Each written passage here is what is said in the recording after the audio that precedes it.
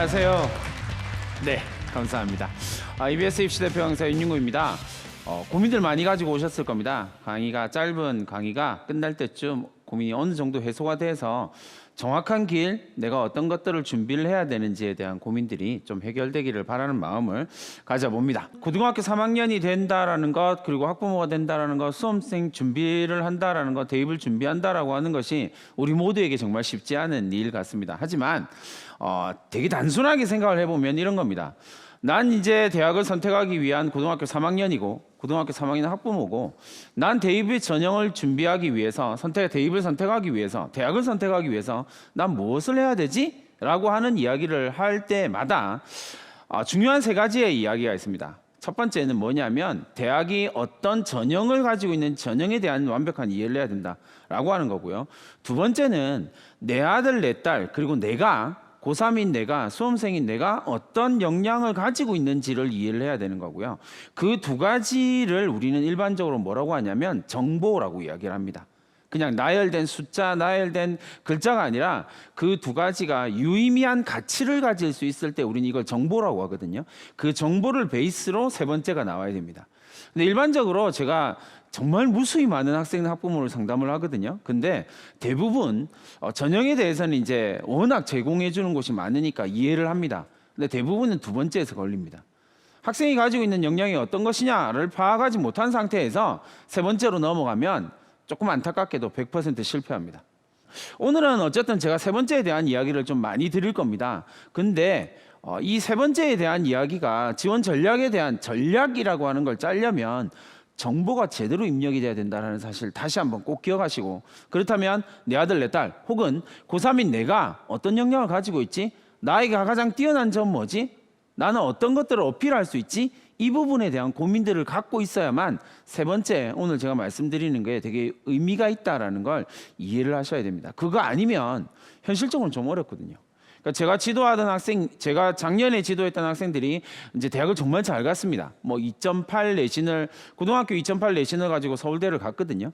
근데 그렇게 해서 2.8 내신을 가지고 서울대를 갈 수 있었던 이유는 딱 하나입니다. 전형에 대한 완벽한 이해를 할 것. 그 다음에 이 학생이 어떤 역량을 가지고 있는지를 분석하는 것. 세 번째가 그 정보들을 베이스로 해서 전략을 어떻게 짤 건데 라고 하는 이야기입니다. 그 부분에 대한 고민들을 좀 가지고 있으시면 좋을 것 같습니다. 2023년도 올해 수능 입시, 그러니까 수시, 뭐 정시든 마찬가지겠지만 정시는 더 빡빡할 때지만 어쨌든 수시 전략을 쓸 때 가장 심각한 문제점들은 올해 고3이 전년도 그리고 최근에 한 10년 동안의 고3 가운데서 가장 힘든 해를 보내게 될 거라는 겁니다. 다시 말하면 지금 현역 고3들은 대학 가기가 가장 힘든 해를 맞은 겁니다. 그렇게 생각하시면 됩니다. 그래서 왜 그런 일이 생기냐라고 이야기를 하면 첫 번째는 전년도에 이어서 한 3, 4년 정도 계속된 현상이거든요. 상위권 N수생이 지금 아주 계속 늘어나고 있다는 거고요. 그 이면에 가장 강력한 힘을 발휘하는 건 두 가지, 거의 세 가지죠. 이제는 첫 번째가 뭐냐면 서울에 있는 선호 대학 15개 대학 정도를 기준으로 해서 정시 비율이 늘어났다는 사실. 두 번째, 약대가 학부로 선발되고 있다는 사실. 그 다음에 세 번째, 코로나 상황에서 졸업을 앞두고 있는 상황에서 이력서를 아무리 스펙도 잘 만들어 놓고 해봐야 이력서를 뿌릴 데가 없어요. 아무도 안 뽑거든요. 그러니까 얘들이 다시 돌아갑니다. 그러면서 정시의 상위권 재수생이 엄청 N수생들이 늘어나면서 상대적으로 재학생들이 어마어마한 푸시를 받고 있는 상황이 만들어지고 있는 겁니다. 그 다음에 이제 네 번째로 이야기를 할 수 있는 게 뭐냐면 학생부 교과 전형이 신설되고 확대되었다라는 거예요. 일반적으로 이제 고3들 그리고 학부모님들이 가장 착각하는 것 중에 하나가 뭐냐면 학생부 교과 전형이 확대되었다, 신설되고 확대되었다라는 이야기를 들으면 제일 먼저 드는 내신이 그만큼 중요해졌구나라는 이야기인데 실제로 대학은 그렇게 생각하지 않거든요. 이게 이제 조금 차이가 나는 거예요. 전형을 제대로 이해하지 못하면 내신을 중요하게 생각하는 전형이 늘어났구나라고 하는 결론으로 넘어가 버리게 된다는 겁니다. 그 부분에 대한 오해가 있었다라는 걸 좀 말씀을 드리고요. 그 다음에 마지막으로 지금 고3이 가장 힘들 수밖에 없는 가장 중요한 이유인 통합형 수능입니다.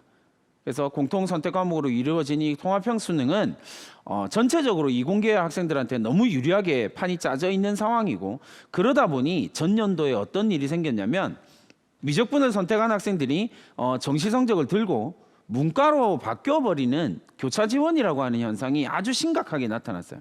서울대학교 자유전공 같은 경우는 94% 수준이거든요. 심리학과, 서울대 심리학과는 89% 수준인데 이 학생들이 교차 지원으로 서울대를 들어갔단 말이에요. 문제는 그 학생들이 대부분 중앙대 정도의 중앙계 이공계열 정도의 정시 성적이 나왔었거든요. 걔들이 문과로 넘어가면서 서울대, 연대, 고대로 다 빠져버린 거예요. 근데 걔들이 고등학교 올라갔고 대학을 진학을 했고 한 학기를 지났고 지금 반수를 준비하는 학생들이 많습니다. 이런 문제들이 겹치면서 올해 입시 가장 큰 이슈는 어쩔 수 없이 상위권 재수생이 늘어난다라고 하는 점이다라는 거. 그럼 상대적으로 상위권 대학의 정시 합격선이 올라갈 수밖에 없는 전년도에 비해서 조금 더 상승할 수밖에 없는 여지가 있거든요. 그렇다면 재학생들이 그걸 따라갈 수 있느냐에 대한 고민은 좀 이따 보여드리면서 말씀을 드리고요. 대학은 본질적으로 딱 중요한 것, 부모님들이 그리고 학생 여러분들이 정확하게 알아야 될 건 대학은 어떤 전형이 어떤 방식으로 정부가 뭐라고 해서 어떻게 바뀌더라도 목적은 딱 하나밖에 없다는 사실입니다. 그 대학이 생각하는 우수한 학생을 선발하려고 한다는 거예요. 그걸 이해하면 대입 전형의 가장 본질적인 부분을 이해를 하시는 거거든요. 지금 고3들의 입장에서 생각을 해보면 지금 고3들의 선발이다라고 이야기를 할 때 대학이 생각하는 우수함은 네 가지 길밖에 없습니다. 여러분들이 대학을 갈 수 있는 방법은 네 가지밖에 없다라는 거예요. 그러면 1번 전형에 대한 이해라고 이야기했을 때 갈 수 있는 길은 네 가지밖에 없구나. 그럼 2번 뭐예요? 나의 역량, 나의 힘은, 내가 가지고 있는 능력은 어디에 포커스가 맞춰지지? 보시기에 왼쪽에 있는 내용이 객관식 능력이 뛰어난 학생들을 선발하는 전형입니다. 그러면 되게 간단하죠. 내가 객관식 능력이 되냐를 스스로에게 물어보면 됩니다. 사실 이건 성적표만 보면 다 나오는 거죠. 수능 역량이 되냐? 아니면 내신 역량이 되냐? 오른쪽에 있는 건 이제 일반적으로 이야기를 하면 논술 전형이다라고 이야기를 하면 경쟁률이 지나치게 높습니다. 그래서 전년도의 경쟁률 제일 높았던 데가 성균관대 약대 666대 1이었거든요. 5명 모집하는데 3,000명 넘게 모였어요. 나머지 네 번째 게 이제 지금 재학생들한테 가장 유리한 전형이다라고 이야기할 수밖에 없는 학생부 종합 전형이죠. 그러니까 내가 어떤 강점을 가지고 있는지에 대한 고민에서 출발하시는 것이 되게 중요합니다. 그 부분을 이해하고 제대로 준비하지 않고 이 전형을 나한테 맞추지 않는 한 전략은 아무 의미가 없습니다. 서울에 있는 대학을 주로 말씀드리자면 전형 전체가 이렇게 됩니다. 부모님들이나 학생들이 생각하는 건 조금 다르죠. 정시로 놓고 보면 43% 정도 되고요. 학생부 종합 전형이 두 번째를 있습니다. 36%고요. 그 다음에 방금 이야기했던 것처럼 학생부 교과 전형이 신설되고 확대됐다라고 했는데 12%예요. 그럼 그 전에 얼마였을까요? 6%요. 여기서 주요 대학, 상위권 대학이 학생을 선발하는 기준이 선명해지죠. 고등학교 내신에 대한 신뢰가 별로 없다라는 사실이에요. 그러니까 지금은 이제 2배가 됐죠. 왜 2배가 됐냐면 대학이 내신을 바라보는 관점이 바뀌었구나. 그건 조금 어설픈 생각이세요. 아까 얘기했죠. 대학의 목표는 대학은 아주 정교하게 전형을 세팅을 하거든요. 왜요? 자기가 원하는 학생을 뽑기 위해서예요. 그래서 이 학생부 교과 전형에 어떤 행동을 하고 있는지는 보여드리겠습니다.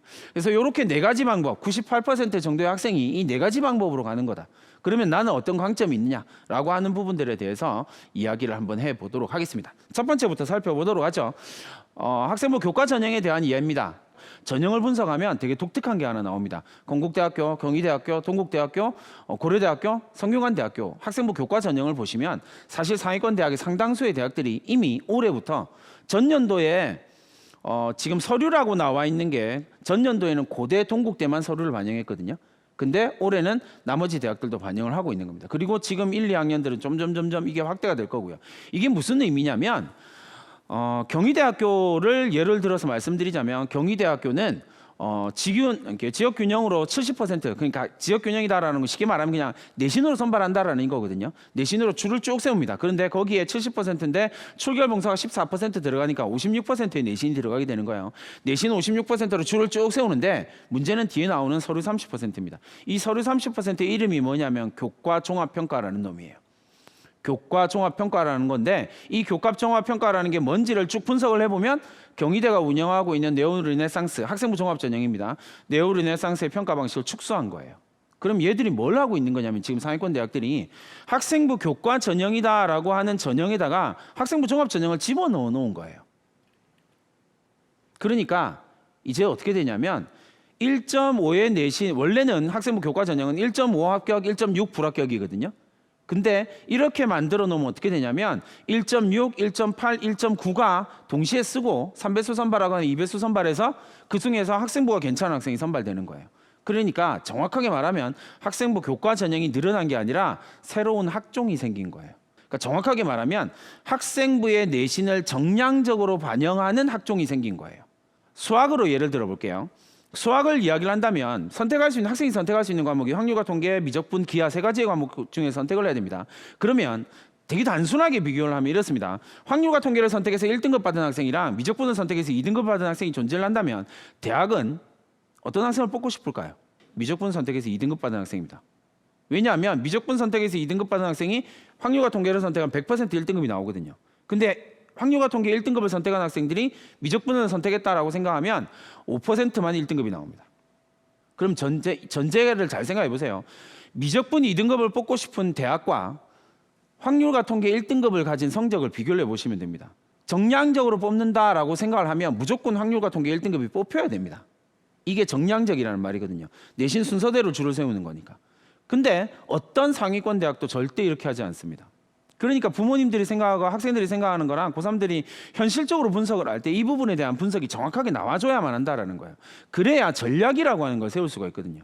대학은 우수한 학생을 선발하는 게 목적이기 때문에 그렇습니다. 그러니까 학생부 교과 전형을 10% 이상 뽑으라고 이야기를 해서 지금 늘어난 거예요. 정부가 학생부 교과 전형, 그러니까 학교 추천 전형을 10% 이상 뽑으라고 해서 서울에 있는 상위권 대학 전부 다 학생부 교과 전형을 10% 이상 늘렸어요. 추천 전형을.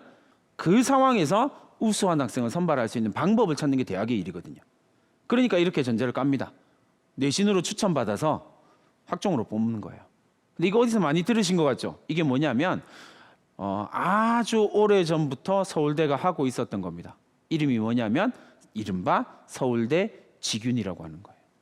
그러니까 서울대 직윤 스타일로 가고 있는 겁니다. 그 상위권 대학 전체가 이렇게 갈 거거든요. 그러니까 성적대가 아주 높게 나타나죠. 근데 그 부분을 이해를 하셔야 됩니다. 그래서 학생부 교과 전형 쓸 때 우리가 일반적으로 베이스를 삼는 게 한양대거든요. 한양대는 왜냐하면 학생부 교과 전형에서 수능 최저 없고 뭐 면접 없다 이렇게 해서 그냥 학생부 가지고 전부 다 정말 학생부로만 소팅을 하거든요.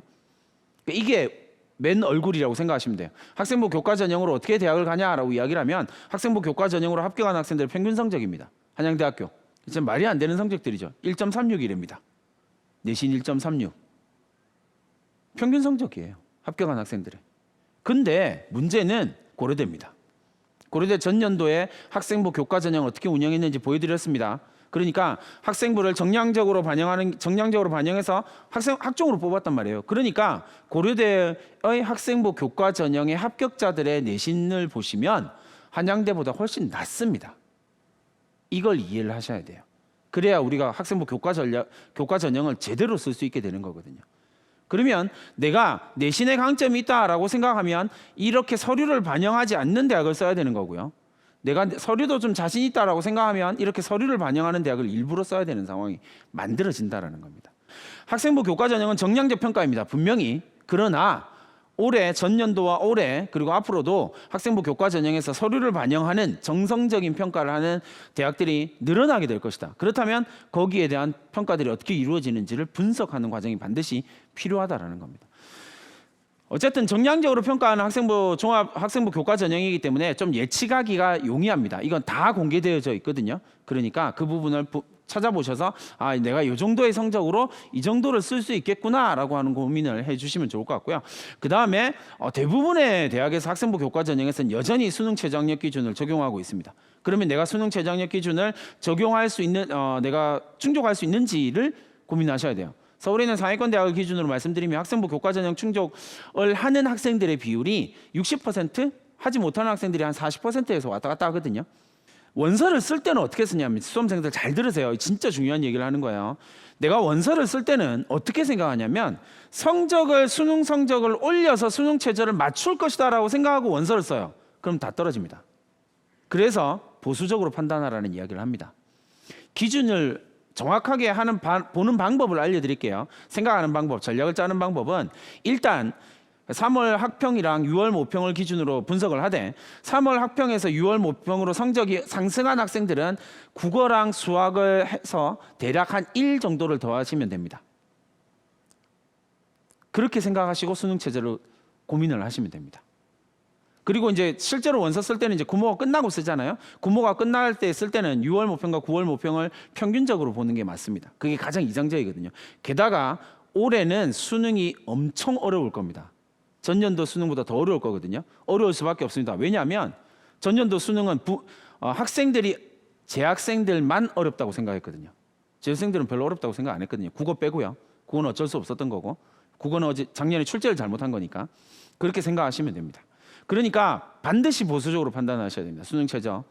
그 다음에 대학별 반영 과목이 조금씩 다릅니다. 특히나 지방에 있는 거점공립대 같은 경우는 완전히 좀 다르거든요. 서울하고. 그러니까 그 부분을 확인하셔야 되고요. 그 다음에 고교별 추천 기준은 내가 그 대학을 우리 학교에서 추천받을 수 있냐 없냐는 대학 고등학교마다 조금씩 다르니까 그건 조금 더 분석을 해주시면 좋겠습니다.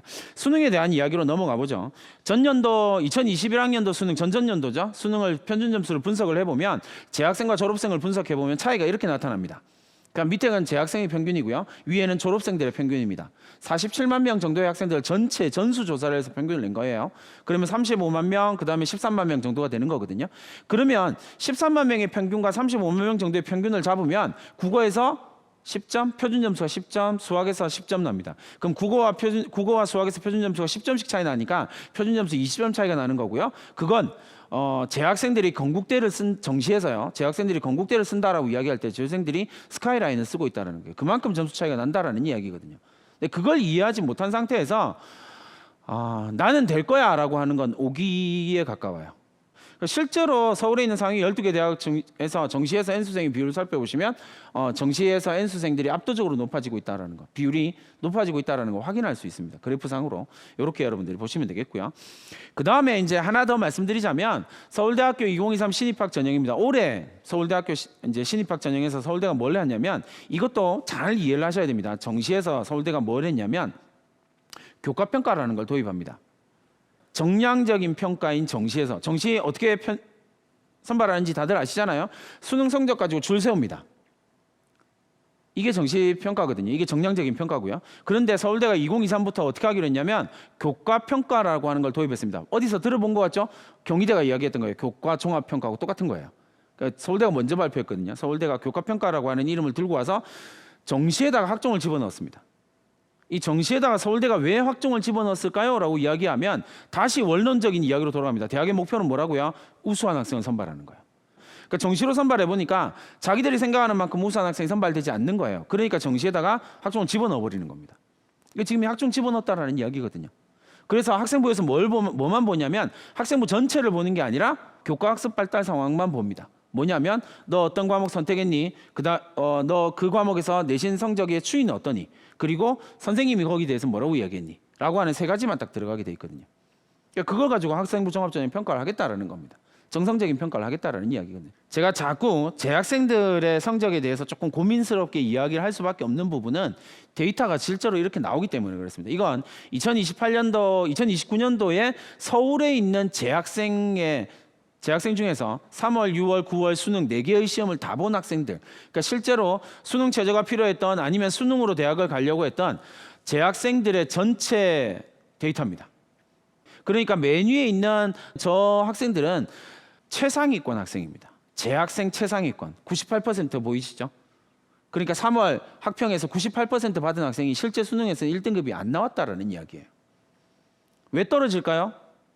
얘들이 공부를 덜 해서 떨어지는, 정확하게는 덜 해서죠. 재수생보다 공부를 덜 하니까. 6월에 7만 명이 들어옵니다. 재수생. 9월에 대략 한 9만 명 정도거든요. 그러니까 6월에 들어온 학생에서 한 15,000명에서 한 2만 명 정도가 더 늘어납니다. 그 다음에 실제 수능에서 13만 명 가까이 되거든요. 그러니까 걔들이 들어오면서 재학생들이 자꾸 밀리는 거예요. 그러니까 정시를 준비하는 전략은 딱 하나밖에 없습니다. 어차피 학생부 교과 전형은 이제 1학기 성적이 마무리됐고 끝났기 때문에 더 이상 준비할 게 없습니다. 근데 정시는 지금부터 준비하겠다, 방학 때 준비하겠다라고 생각한다면 하루 15시간 공부 계획을 세우시고 실천을 하셔야 돼요. 반드시 실천하셔야 됩니다. 근데 이제 방학이 시작되잖아요. 아침에 7시 반에 책상에 앉아야 되거든요. 15시간 공부하려면. 양심에 맡기겠습니다. 할 수 있기를 바랍니다. 어쨌든 공통과목과 선택과목의 유불리가 여전히 존재를 하고 있고, 그래서 지금 과목을 바꿀까? 절대. 그러니까 전략을 짤 때는 어떻게 짜야 되냐면 무조건 공통과목의 공부 시간이 70% 이상 나와야 됩니다. 수학, 국어, 공통과목의 공부 시간이 70% 이상이 반드시 나와줘야 됩니다. 그 부분에 대한 이야기 해야 되고요. 그 다음에 자연계열 학생들의 교차 지원한 학생들 반수 문제가 있습니다. 실제로 이제 반수를 고민하고 실제로 이제 교차 지원했다 반수로 넘어온 학생들 어디를 가는 학생들이냐면 어문계열, 그리고 이제 인문계열, 철학, 역사 뭐 이런 거 했던 학생들이 반수로 이제 풀려서 9월 달부터 모의평가를 치기 시작할 거거든요. 그 인원이 최소 2만 명이에요. 그러면 실제 9월 모평에서 재수생들이 차지하는 비중은 올해 육모에서 재수생 차지하는 비율이 16.1%였거든요. 그러니까 전년도의 기록을 깼고 최고 기록을 깼고 9월도 그렇게 깨질 거거든요. 실제 수능에서는 33% 정도까지 보고 있어요. 전년도가 29%였거든요. 그러니까 4%포인트가 늘어난다는 건 문제가 그냥 재수생이 아니라 상위권 재수생이 문제이기 때문에 그렇습니다. 그 부분이 아주 심각한 문제거든요. 상위권 대학에서 정시를 어떻게 할 것이냐라고 이야기를 하면 상위권 대학 전체를 놓고 해서 커트라인이 조금 하락할 가능성은 분명히 존재합니다. 늘어나긴 했으니까. 숫자가 늘어나긴 했으니까. 근데 많이 낮아지지는 않을 거예요. 경쟁률 자체가 높아질 가능성이 높기 때문에요. 그 다음에 두 번째, 공부량입니다. 세 번째로 이야기를 할 수 있는 건 올해 수능은 무조건 어렵습니다. 절대적으로 어렵습니다. 게다가 올해 수능에서 가장 어려운 건 무조건 수학이라고 생각하시면 됩니다. 그러니까 수학 공부량이 확실하게 늘어나야 된다. 불수능을 전제로 해서 공부 전략을 짜야 된다. 그러면 정시에서 내가 성공하려면 불수능을 전제로 한다. 어려운 수능이다라고 이야기를 하면 공부량을 늘리는 거 말고는 답이 없습니다.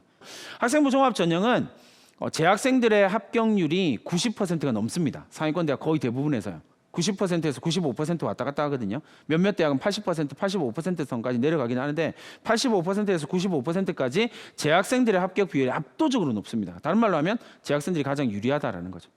그 부분에 대한 고민을 가지고 이해를 하셔야 되는데, 학생부 종합전형에서 부모님들이나 학생들이 알아야 될 거 딱 하나, 대학이 뭘로 평가하는지만 이해하시면 돼요. 그럼 내가 준비를 할 수 있거든요. 그 평가하는 걸 뭐라고 부르냐면 평가 요소라고 불러요.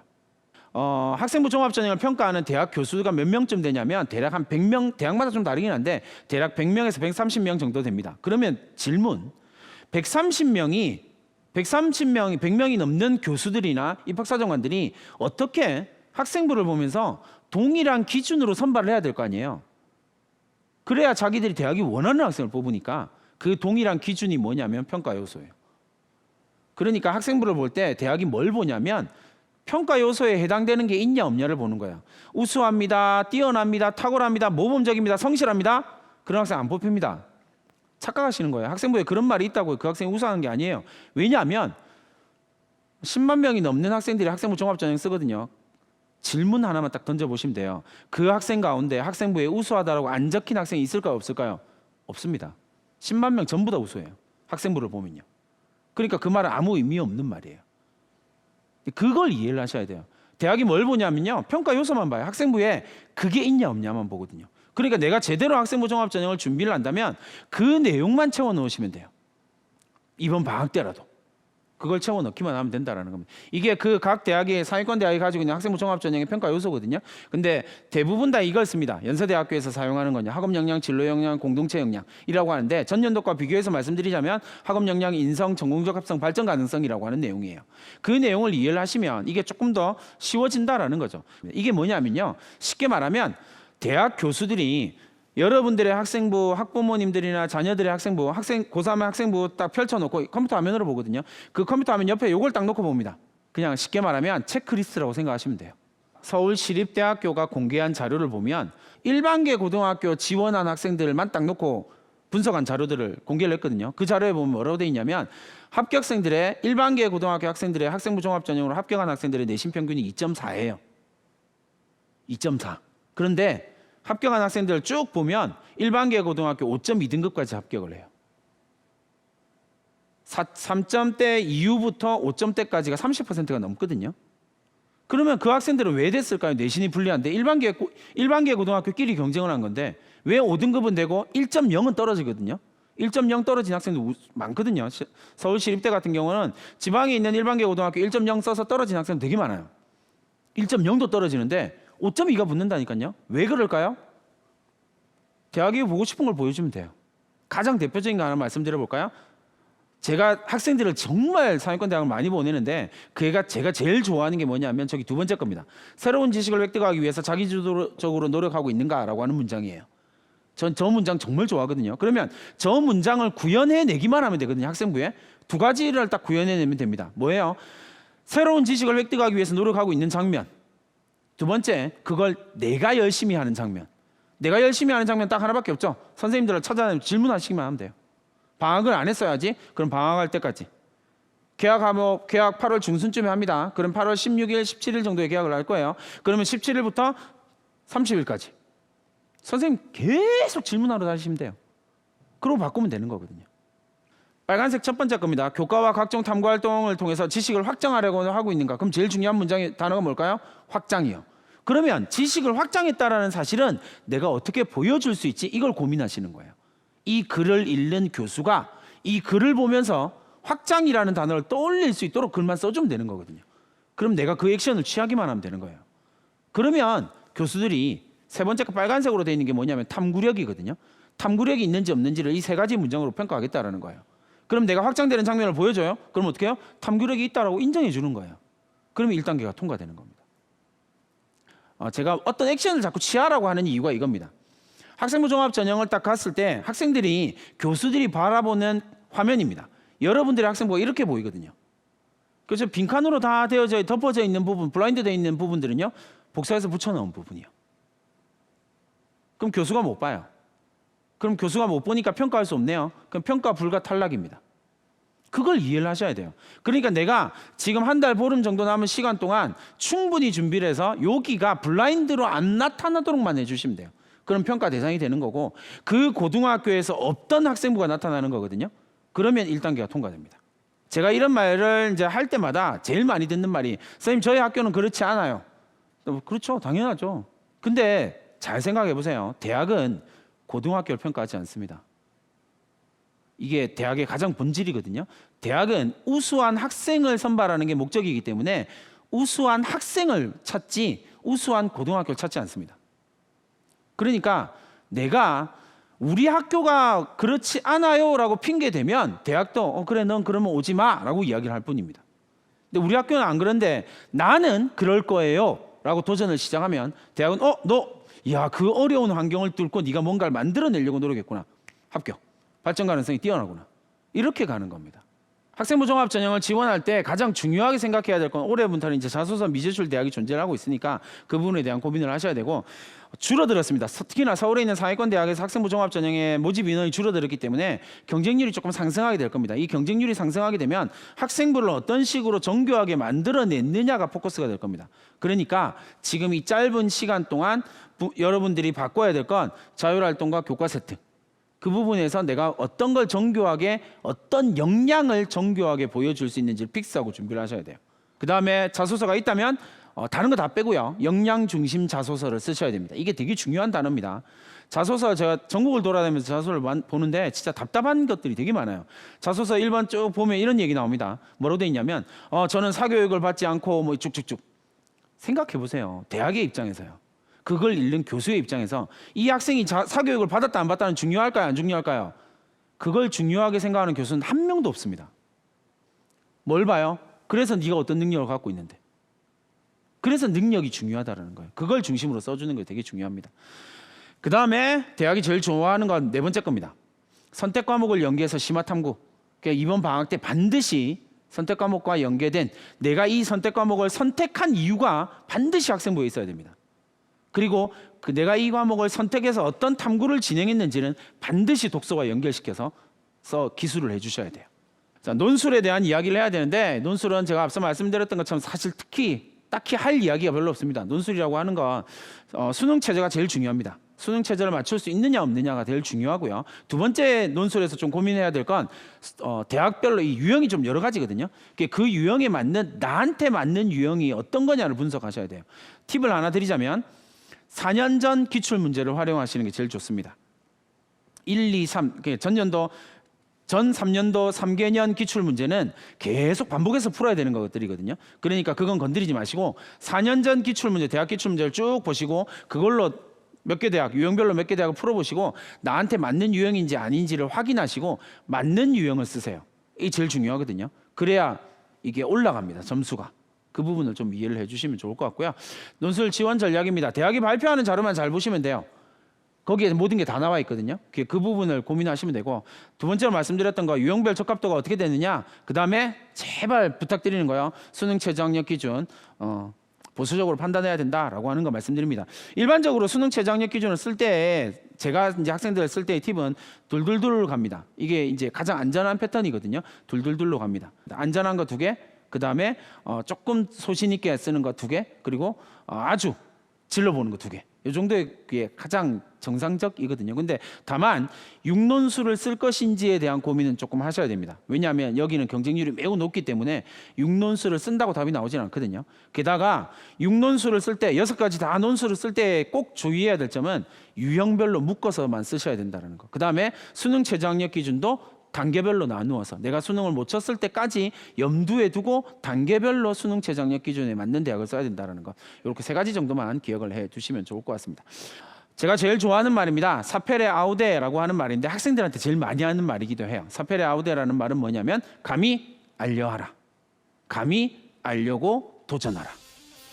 다만 더 강조하는 건 뭐냐면 그 다음 단어입니다. 인키페라고 하는 단어입니다. 지금.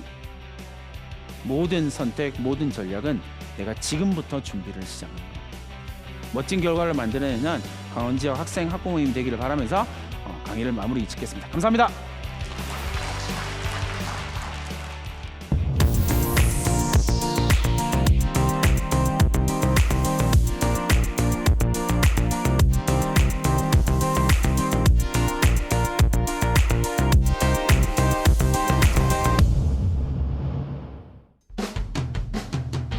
네, 안녕하십니까. 인사드리겠습니다. 오늘 지역균형 전형 그리고 지역인재 전형에 대한 강의를 맡은 강릉 용인고등학교 교사 진수환입니다. 반갑습니다.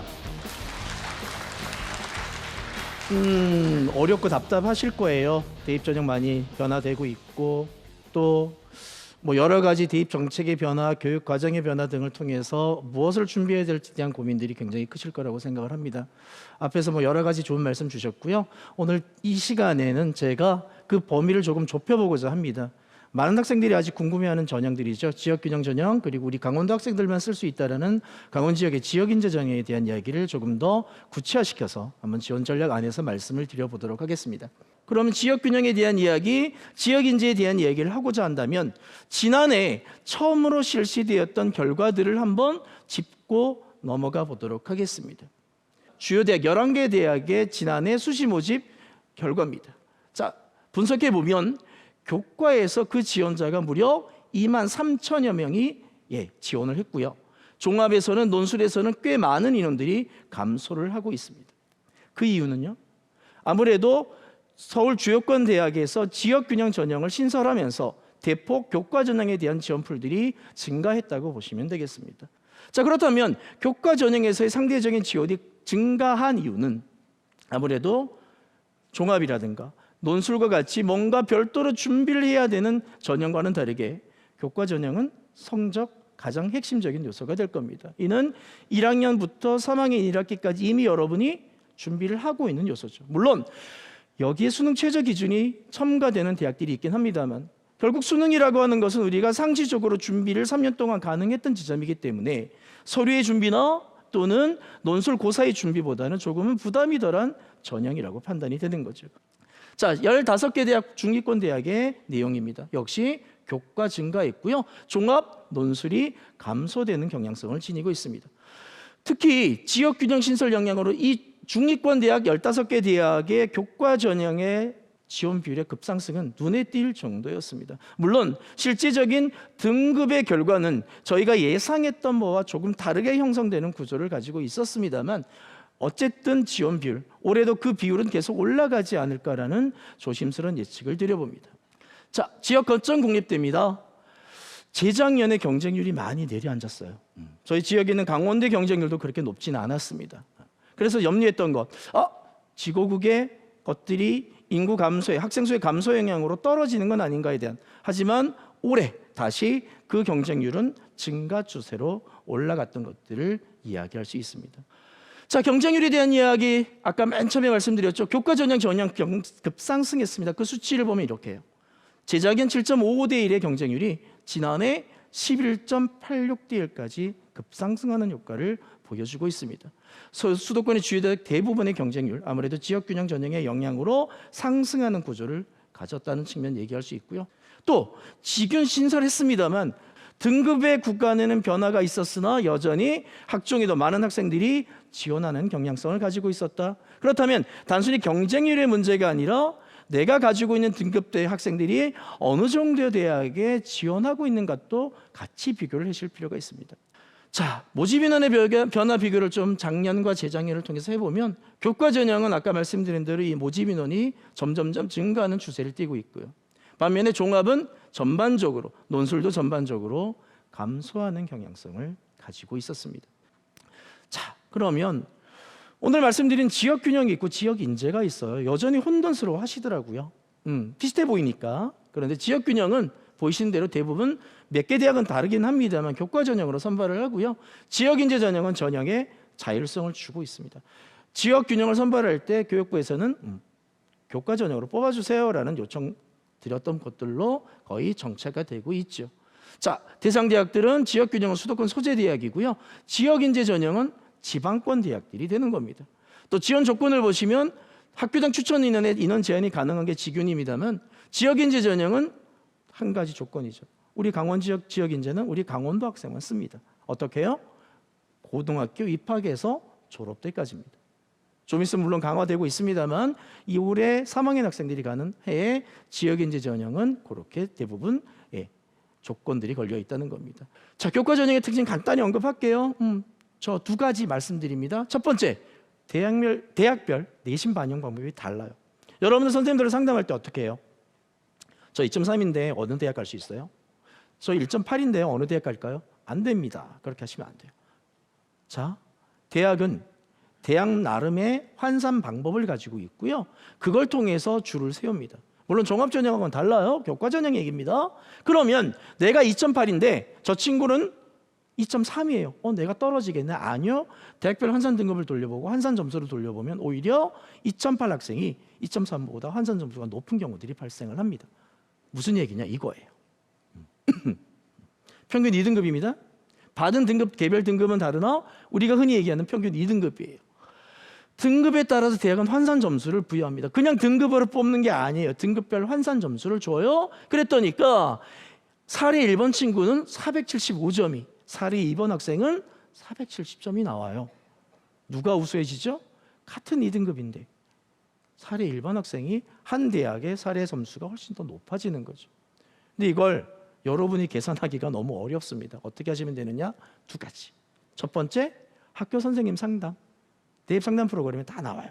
두 번째, 어디가 포털 아시죠? 대입정보 포털. 거기에 여러분의 성적을 입력해 주시면 대학별로 이렇게 환산을 다 해줍니다. 반드시 환산 점수 확인하셔서 내 유불리를 지난해와 비교하시는 연습들을 해주십사 부탁을 드려봅니다. 자, 지역균형 얘기 조금 더 해보죠. 몇 개 대학? 40개 대학이 선발을 합니다. 그래서 올해는 진화의 규모를 유지하거나 일부 대학들이 변화를 하고 있고요.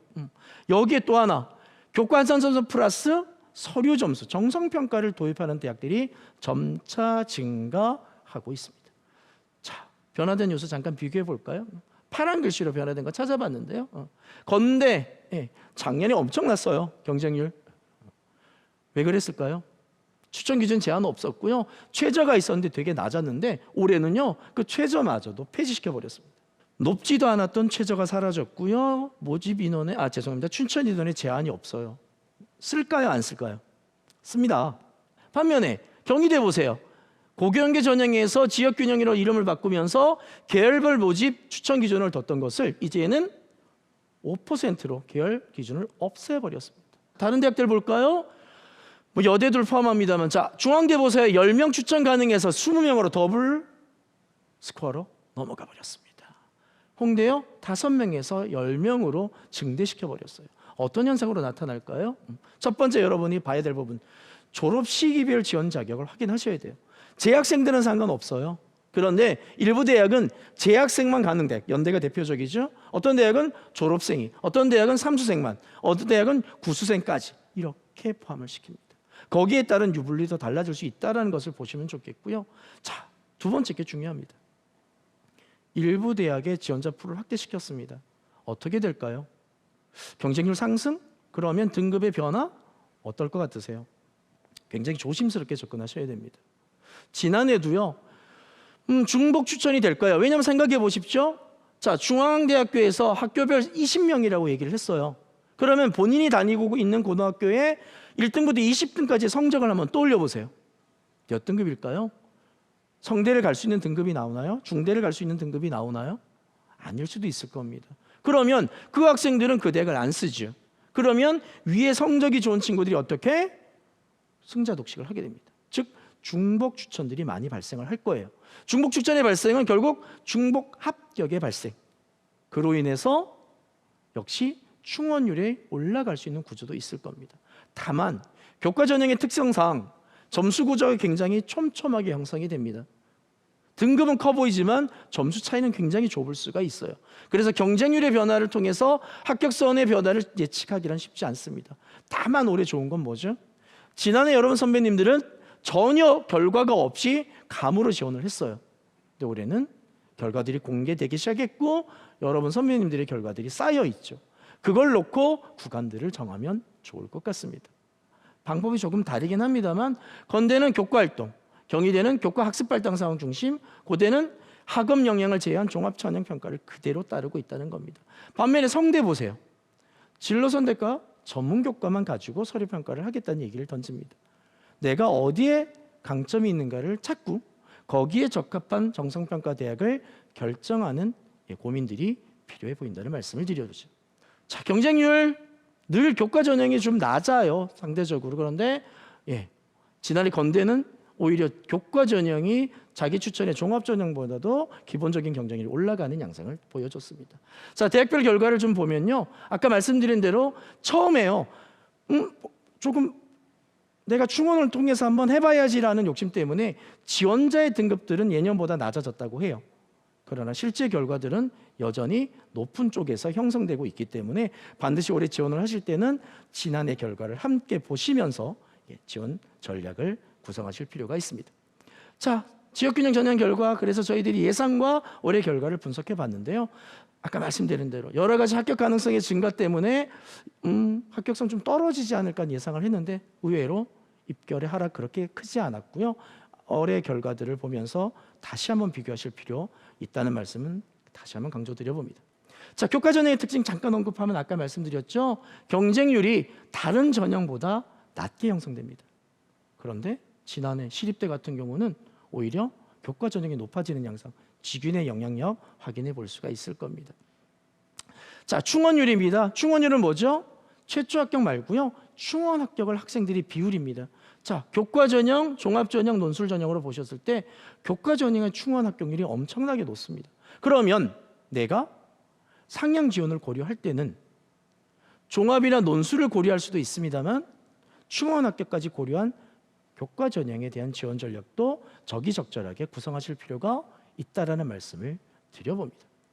자, 올해 직윤을 쓸 때 공통적인 고려 사항입니다. 환산 점수 꼭 보셔야 되겠고요. 각 대학의 변화 요소까지 꼭 보셔야만 합니다. 자기의 학생부 분석도 필요합니다. 교과 전형이니까 난 서류 신경 안 쓸 거야가 아니죠. 아까 말씀드린 대로 일부 대학은 정성평가를 가지고 있기 때문에 그걸로 인한 역전 현상도 발생할 수 있다는 걸 고려하시면서 내 생기부를 선생님들과 함께 비교 분석해보는 연습들을 해주시기를 부탁드려봅니다. 진로 선택 과목 반영에 대한 유불리도 확인하셔야 됩니다. 고대 같은 경우는 A가 아닌 구간이 있으면 굉장히 불리하죠. 우리 지역에 있는 강원대 같은 경우도 지역인재 전형이나 일반 교과 전형에서 A가 B보다는 굉장히 유리한 구조를 갖고 있는 것도 사실이에요. 그런 부분들도 한번 고려해 주셨으면 좋겠습니다. 자, 이제 지역인재 간단히 살펴보면서 내용 마무리하도록 하겠습니다. 아까 말씀드린 대로입니다만 지역인재 전형은 우리 강원권 학생들은 강원도 대학만 지원이 가능합니다. 많지 않죠? 자, 그러면 지역인재 전형에서 가장 선발 인원이 많은 유형이 뭐냐? 보이시는 대로 교과 전형이 가장 압도적입니다. 저희 강원도 지역 학생들도 강원도 내 대학들도 지역 인재 전형은 교과로 대부분 선발을 하고 있습니다. 자, 규정이 바뀌었죠. 예전에는 권고였어요. 이렇게 뽑으면 좋겠어. 아니요, 이제는 법으로 바꿔버렸습니다. 반드시 뽑아야 합니다. 그래서 우리 강원 지역 학생들 보시면 의학 계열은 20%, 간호는 15%의 비율을 주고 있습니다. 4번을 보시면 자격 요건 강화라는 게 있습니다. 이건 이제 2022 중학교 신입생부터인데 고등학교 졸업뿐만이 아니라 중학교까지도 지역 자격 범위를 줘버렸습니다. 그리고 세 번째 보시면 두 번째, 세 번째인데요. 지역 인재 비율은 전형의 비율이 아니고요. 입학의 비율입니다. 즉 지역 인재로 20%를 안 채워도 돼요. 일반 전형으로도 입학한 학생이 의대에서 우리 강원도 아이들이 20%를 채울 수 있으면 상관이 없습니다. 자, 의학으로 구분해 보면요. 우리 강원대학교에서는 지역 인재 중에 교과에서만 15명을 선발을 합니다. 한림대 종합에서만요. 가톨릭 관대는 교과, 연세대 미래는 종합에서 각각 지역 인재를 선발하고 있습니다. 자, 지혜과로 가볼까요? 강원주대 종합에서 7명, 교과에서 2명입니다. 상지대 지역 전형으로 종합에서 12명, 강원대 약학은요. 교과에서 11명을 선발하고 있습니다. 학생부 교과 전형 결과를 좀 비교해 보면 이런 것들로 나타나는데요. 일반 학생과 지역 인재 전형으로 구분해 보시면 어쨌든 전반적으로 최저 충족률이나 최하 등급의 등급 구조들이 강원대 지역 인재에서 지역 인재가 일반 전형보다 높습니다. 안정적인 구조가 만들어지고 있어요. 우리 그런데 감사하게도 강원대학교 지역 인재 전형과 일반 전형은 중복 지원이 가능합니다. 다만 지역 인재는 최저가 일반 전형보다 낮아요. 완화되어 있습니다. 우리 강원 지역 학생들, 강원대를 극간으로 두고 있는 친구들은 그런 부분까지 고려한 지원 전략 함께 구성해 보실 수가 있을 것 같습니다. 그래서 지역 인재 전형이 증가한다는 추세, 전체적으로 최하 등급 등이 하락하고 있는 추세를 우리 지역 인재에서 보여주고 있기 때문에 내 내신이 좀 부족하더라도 강원대학을 노리고 있는 친구들은 이런 구조를 함께 염두에 두실 필요가 있습니다. 자, 제가 한번 비교를 그래프화 시켜봤습니다. 왼쪽이 일반 전형이고요, 오른쪽이 지역 인재 전형이에요. 약학과 한번 볼까요? 우리 지역 인재 전형으로 합격한 친구들의 평균 등급이 1.33, 전국 단위의 일반 전형은 1.18이에요. 꽤 큰 편차가 벌어집니다. 의대 볼까요? 평균 지역 인재 전형이 1.10, 평균입니다. 전국 단위는 1.01이에요. 실제 지역 인재의 작년에 강원대학교 사례를 보시면 발표난 거 보면 1.3 라인까지도 합격을 하고 있어요. 의대 생각해 보세요. 전국 단위 의대에서 1.3이 교과 전형으로 붙는다고요? 쉽지 않습니다. 최저 낮아요. 적극적으로 의대, 약대뿐만 아니라 나머지 학과에서도 충분히 여러분이 지역 인재 전형을 잘 활용하신다면 좋은 결과를 가져올 수 있다는 것들 염두에 두셨으면 좋겠습니다. 자, 고른교회 전형의 지원 전략입니다. 가장 먼저 보셔야 될 거는 지원 자격이에요. 해당되나 안 되나. 이건 지역 인재 전형뿐만 아니라 여러분들 국가유공자라든가 기초생활수급자 등도 있죠. 지원 자격 하실 필요가 있습니다. 비관한 사례로 저희 학교 학생 하나가 내신이 3.8이었습니다. 근데 지난해 서울시립대 고른교회 전형으로 합격을 했어요. 종합이었습니다. 내 지원 자격을 가지고 얼마든지 내가 가지고 있는 불리함을 극복할 수 있는 요소도 있습니다. 그런 것까지 염두에 두시면서 보시면 좋겠고요. 모든 전형을 다 그렇다고 고른교회 전형으로 쓸 수는 없기 때문에 일반 전형과 특별 전형 간의 유불리를 조금 확인해 보실 필요가 있다는 말씀 같이 제안 드려봅니다. 자, 그러면 이제 마지막으로 여러분이 지원 전략에 대한 포인트를 어떻게 잡으면 좋을까요? 말씀을 드리면서 마무리를 지어보도록 하죠. 자, 어떠세요? 왼쪽은 여러분에 해당되는 이야기일 거고요. 오른쪽은 여러분이 고려해야 될 대입 전형에 관한 이야기입니다. 내 꿈은 뭔데? 가고자 하니까 꿈이 바뀌나요? 이거 정말 어려운 이야기죠. 그러나 한 가지 확실한 게 좋은 게 있어요. 요즘은 복수전공 제도들이 너무 잘 되고 있습니다. 일부 대학들은 무전공, 무학부까지 들어오고 있죠.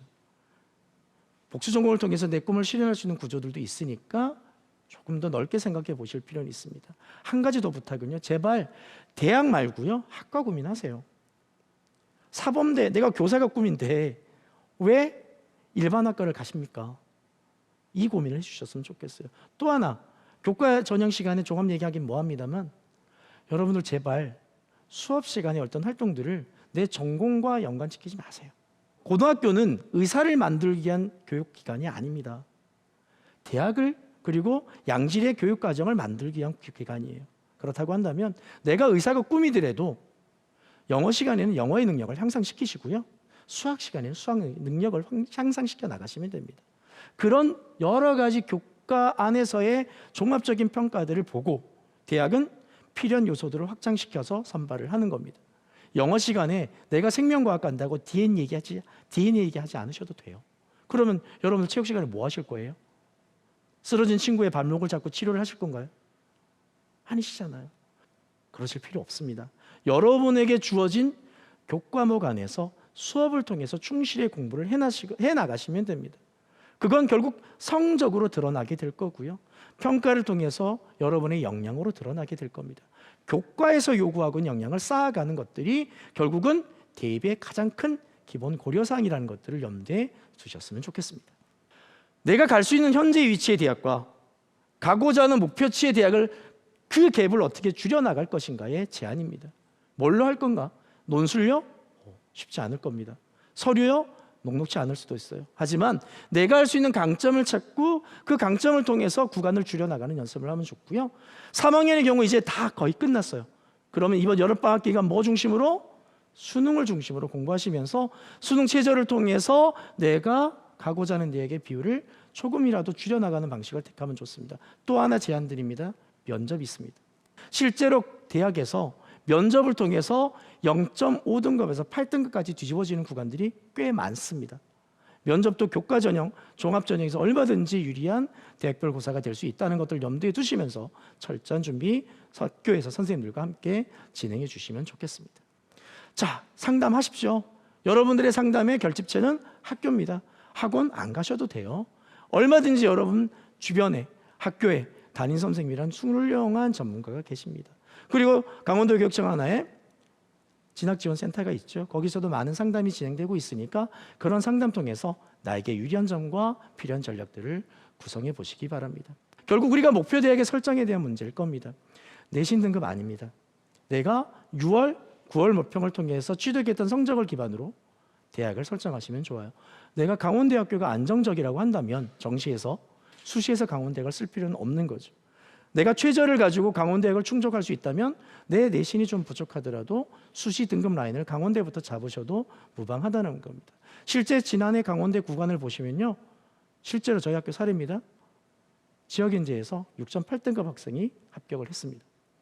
그러니까 그냥 단순하게 평균 등급으로 판단하지 마시고 내가 최저의 전략, 면접의 전략을 가지고도 얼마든지 역전 현상을 만들 수 있는 대학들이 있다는 것들을 염두에 두시면서 지원 전략을 마지막까지 놓지 말고 구성해 주시고요. 최선을 다해서 수능 준비 끝까지 해주시길 부탁을 드립니다.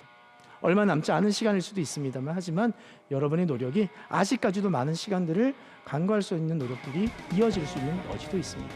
최선 다하시고요. 특히 요즘 코로나 많이 번지고 있으니까 끝까지 건강 관리 잘 하셔서 마지막에 좋은 결과 있기를 끝까지 기원하도록 하겠습니다. 이상 강의 마치도록 하겠습니다. 감사합니다.